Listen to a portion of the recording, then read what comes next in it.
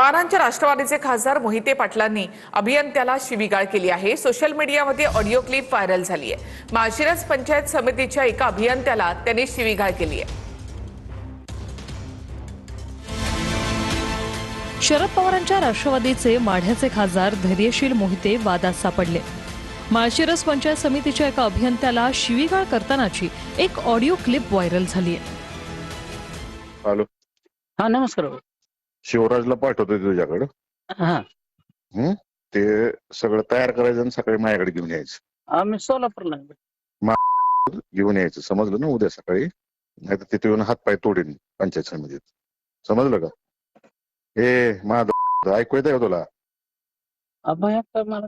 हा, मी सोलापूरला उद्या सकाळी सांगायला लागलोय मी तुला।